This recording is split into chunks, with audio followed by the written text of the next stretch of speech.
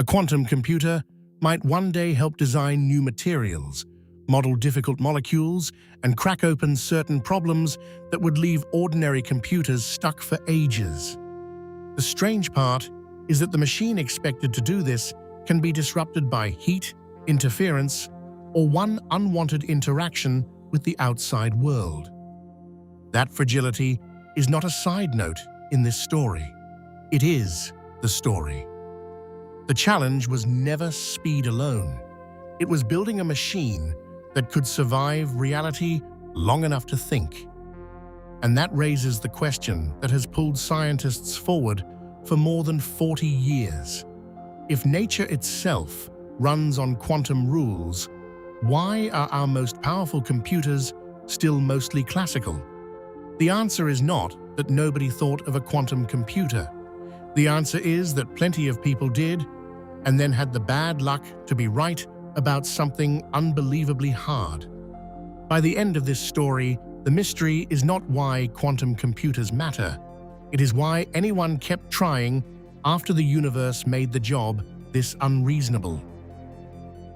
In the early 1980s, physicists began noticing a mismatch that was hard to ignore. Nature behaved quantum mechanically, but the machines used to simulate nature did not. Richard Feynman gave that mismatch its most famous expression. If you want to simulate quantum physics properly, he argued, you may need a machine that obeys quantum physics too. That idea was simple enough to sound obvious, which is usually how dangerous ideas arrive. Once you hear it, it becomes difficult to pretend it is not sitting there. Classical computers are magnificent at many things, but when they try to track quantum systems in full detail, the bookkeeping can explode very quickly. The universe, unfortunately, did not respond by simplifying itself out of courtesy, so the burden shifted to computing.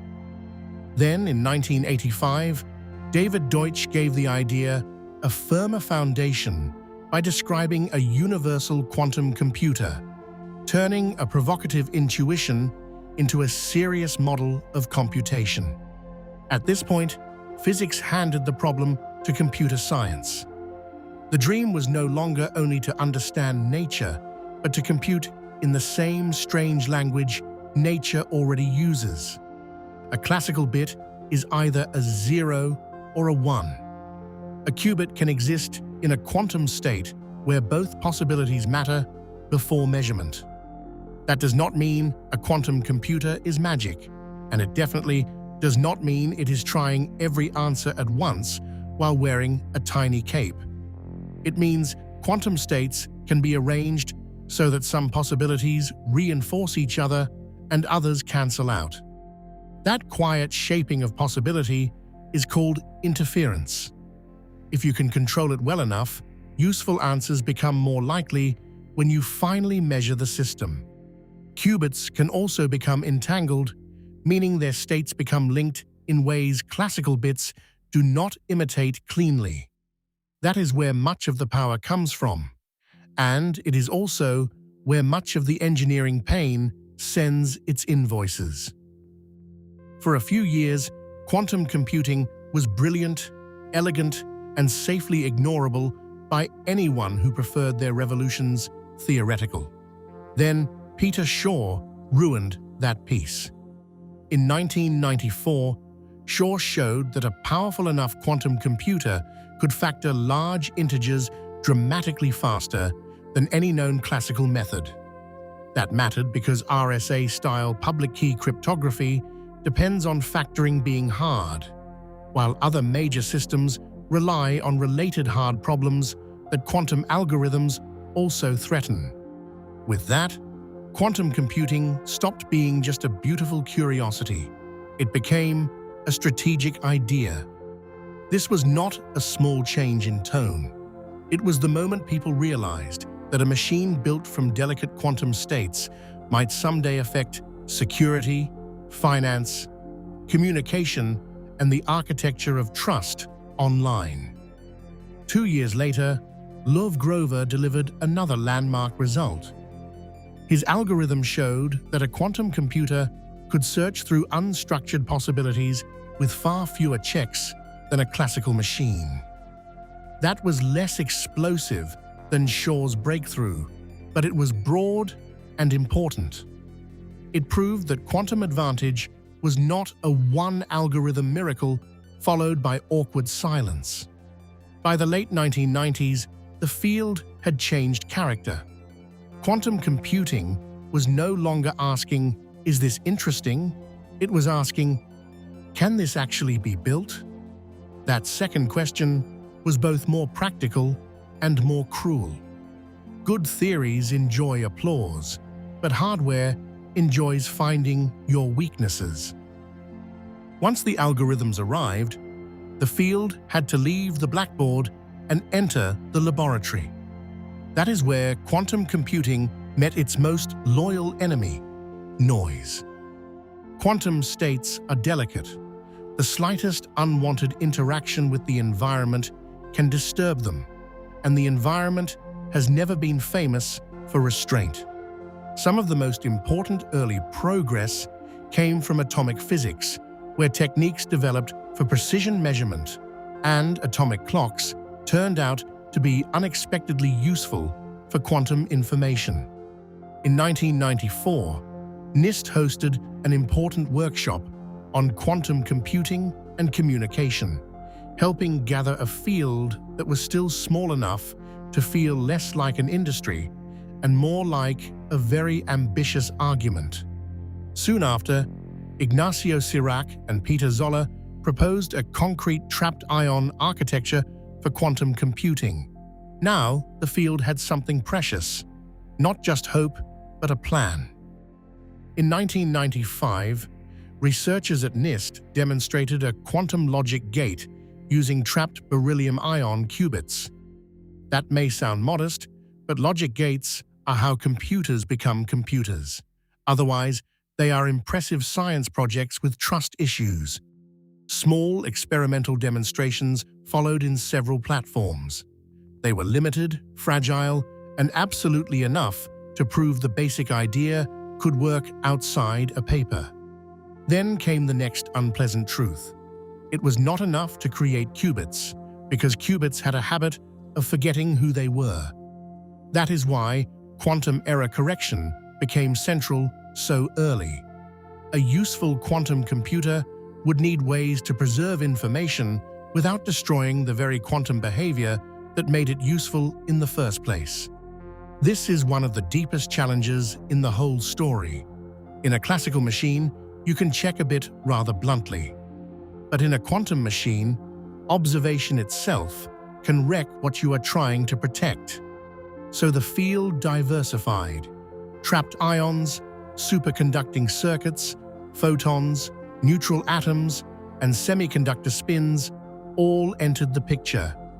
Each came with different strengths, weaknesses, speeds, and scaling problems. If this sounds messy, that is because it was. Quantum computing did not grow along one clean road. It grew along several difficult roads that kept arguing with each other. By the 2010s, quantum computing began moving from specialist laboratories into a larger public and industrial ecosystem. The work was still young, but it no longer felt hidden. Not every approach chased the same goal. Some teams pursued quantum annealing for narrower optimization-style tasks, while others kept pushing toward fully programmable, gate-based machines. Then came a turning point that mattered more than it first appeared. In 2016, IBM put a real quantum processor on the cloud so that anyone could run experiments on it. That changed the culture around it. Quantum computing moved beyond frosted laboratory doors and became something students, developers, and researchers could actually touch. A young field had gained something powerful, a public workbench. Throughout this period, superconducting qubits advanced quickly in large industrial labs, while trapped ion systems kept impressing people with high-quality operations, even if speed and scale remained difficult. Then came 2019, and the field acquired one of its most famous and most argued over headlines. Google reported a random circuit sampling experiment on its Sycamore processor, and the company said the experiment had gone beyond practical classical reach. The task itself was not useful in everyday life. Its value was symbolic. IBM pushed back on the strongest version of the claim, arguing that the classical comparison had been overstated. That debate was healthy. Quantum computing already has enough drama without borrowing extra from bad benchmarking. Even so, 2019 mattered. It marked a psychological shift from, "Are these machines real?" to, "What kind of advantage counts, and how should we prove it?" Here is the sober truth. Quantum computers today are real, impressive, and still not the fully fault-tolerant machines people imagine when the hype gets ahead of the hardware. Their quantum states are prone to interference. Errors accumulate quickly, and raw qubit count by itself can be a deeply misleading number. A bigger processor is not automatically a better one. If the qubits cannot stay coherent or be corrected reliably, scale alone just gives you a larger way to be wrong. That is why the field has shifted more attention toward quality, control, and error correction. The real long game is not merely adding more qubits. It is turning fragile physical qubits into stable logical ones. In 2023, IBM researchers reported evidence for what they called useful quantum computation before full fault tolerance. They used a noisy 127-qubit processor with error mitigation methods for simulation-style workloads. That did not mean the summit had been reached, but it suggested there may be real footholds on the climb. Then, in late 2024, Google reported a Willow result that crossed an error correction threshold researchers had been chasing for years. In plain English, larger encoded quantum memories could become more robust rather than less. That is exactly the direction the field needs. But that did not solve quantum computing in a single leap. It did, however, strengthen the case that error correction is not fantasy, but engineering. At the same time, quantum computing has already changed the world before breaking anyone's encryption in practice. In 2024, NIST finalized its first 3 post-quantum cryptography standards, which is a very formal way of saying the future has started sending paperwork ahead. That matters because the implications of Shor's breakthrough never went away. Even before a large-scale fault-tolerant machine exists, institutions still have to prepare for one. And preparation is not panic. It is what serious technologies force people to do when the timeline is uncertain, but the consequences are not. The most realistic near-term future is probably hybrid. Classical computers will continue doing what they do best. Quantum processors may handle very specific sub-problems where quantum structure helps. That future is less cinematic than the word revolution suggests. It is also more believable, which is usually a better sign. This is why the history of quantum computers feels different from the history of ordinary machines. It is not a clean parade of faster parts and better versions. It is a long negotiation between theory, precision, noise, and stubborn human patience. For more than 40 years, scientists have been trying to build a computer that can borrow the rules of the microscopic world without being destroyed by them. That is an almost absurd ambition, which may be one reason it has attracted so many serious people. Quantum computers may never become universal miracle boxes sitting casually on every desk. They do not need to. If they become trusted tools for a narrow set of very hard problems that will already count as one of the great technological shifts of this century. Chemistry, materials, optimization, and physics may be enough.